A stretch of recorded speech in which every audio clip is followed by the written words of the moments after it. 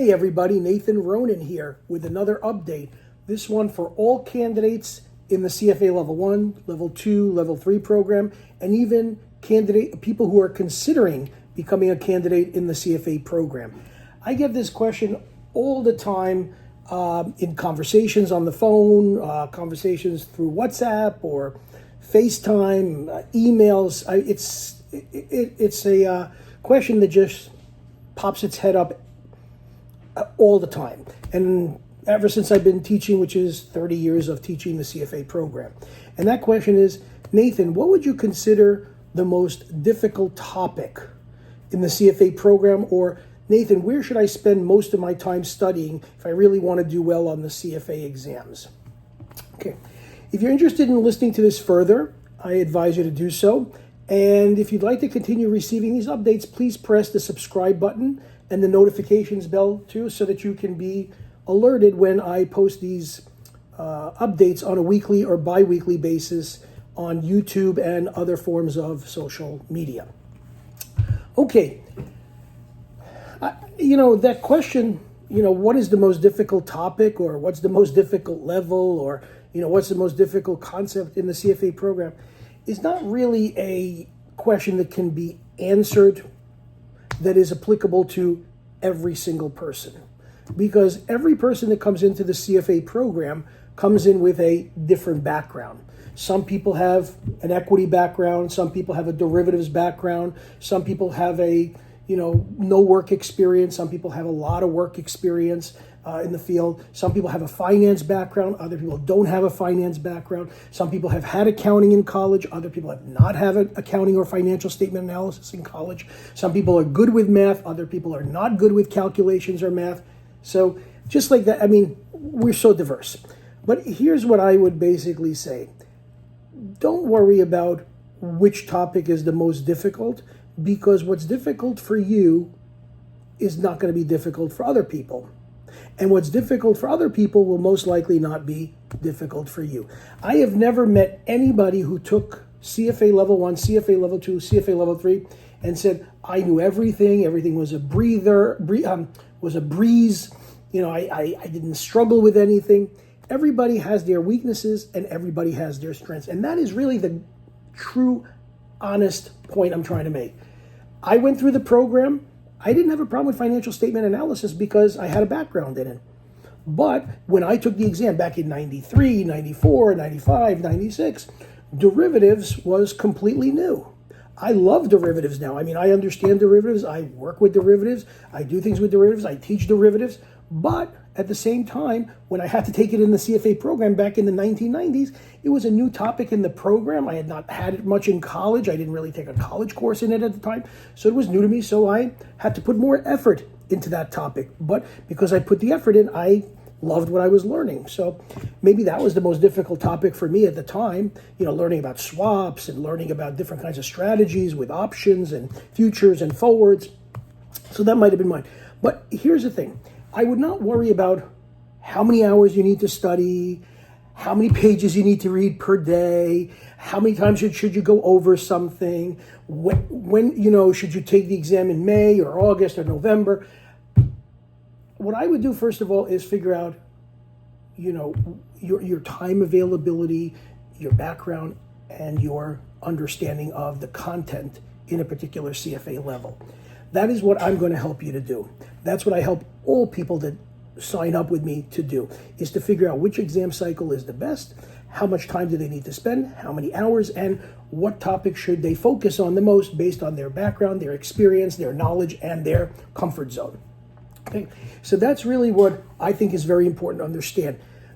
Is it important to know that you got in the 90th percentile when you passed the CFA exam? Who cares? That's like saying, hey, look at my report card. I got all A's. Look, I got all A's. Everybody's like, yay, that's great. All right. It's great, but, keep it to yourself. Nobody's going to give you a boost in salary because you were in the 90th percentile. I think that's great. I think that's a nice accomplishment. It gives you a great sense of pride, but keep it to yourself and tell maybe your mom, your dad, or maybe somebody very close to you, but don't think you need to advertise it to the world. Most people probably just don't even really care. But okay, let's get back to the topic at hand. What is the most difficult topic? All right, here you go.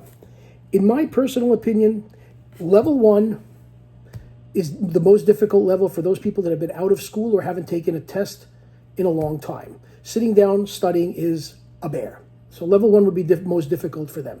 Level 2 is most difficult because of the sheer amount of material that you're responsible for in terms of, on top of many of the things that you learned in the level 1 program. Boom.